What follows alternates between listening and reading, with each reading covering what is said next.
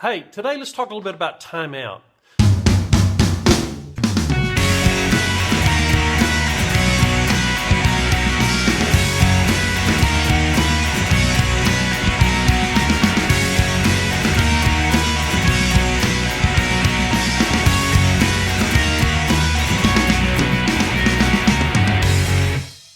Timeout can be a very effective discipline technique when you use it the way you're supposed to, but it can also be really frustrating when it's handled wrong.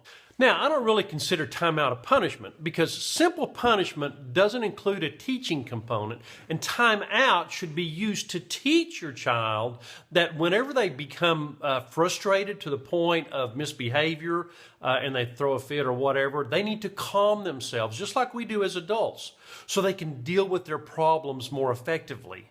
So look, here's some guidelines that most parenting experts will agree upon. Number one, the timeout place should be a neutral area that doesn't have any distractions. So their room that's filled with toys is generally not a good place. You need to pick a relatively quiet room in your house and put a timeout chair or a place on the floor for your child to go. This won't work if your child refuses to stay in the room. Then you'll need to pick a room with a door, and we'll talk a little bit more about that in a minute. Number two, you can start to use timeout with a kid as young as 1 year old, believe it or not. But at this age, the only thing you would want to discipline is tantrums. And really, all you need to do here is simply take their hand or pick them up if they're laying down, and you say, uh-oh, time out, in a calm voice, and then just simply take them to another room, put them down, and leave with no other comment. They're not required to stay for any period of time at that age. You're just teaching them that you disapprove of their behavior. And just doing that will get your point across.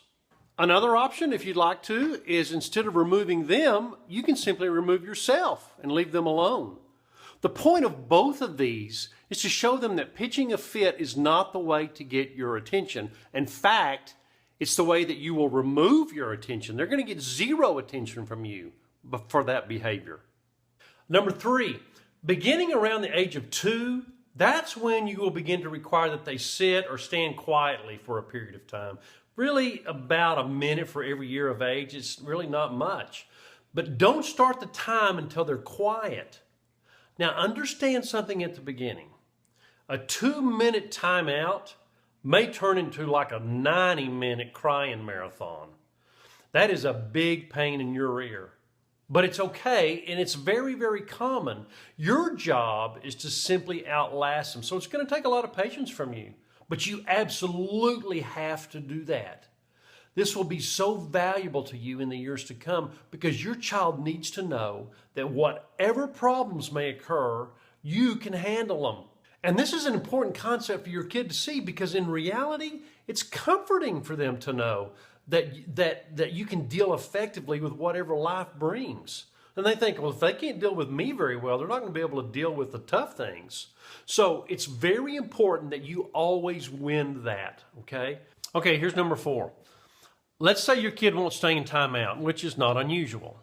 You need to calmly take them back as often as it takes until they finally stay.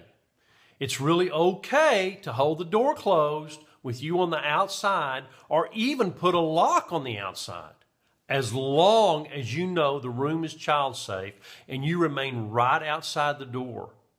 Now, you can say to them through the door, look, as soon as you sit down and become quiet, I'll open the door. And then later on, you can say, listen, do you need to go to timeout? Do you want me to have the door open or the door closed? And they know that if they say open, then they'll have to sit quietly or you'll close the door. Okay, here's number 5. Never get in a game of who's got the power with your child. The effectiveness of timeout depends on how well you isolate your child. Isolation is a natural consequence because even as an adult, nobody wants to be around you when you're angry or annoying. And always give your child enough credit to know why they went to timeout. You generally don't need to tell them. But if you must, calmly explain the situation one time and one time only. As parents, we really usually talk way too much, trying to explain. And almost always, they know exactly why they're in trouble. So don't do that. Number 6, when they complete their time, welcome them back with a hug. Always let the consequence, not you, be the bad guy. That way you never have to withhold your affection, and that is awesome. Also, it may be effective to ask them, how could they avoid timeout next time? So get them to process a little bit of that. That's where the teaching component comes in. But don't lecture them about what they already know. Finally, number 7, after a period of consistent use of timeout, you'll finally be able to simply say, hey, you need to go to your room for a while when your child misbehaves. Wouldn't that be great? Now get out there and love those babies up.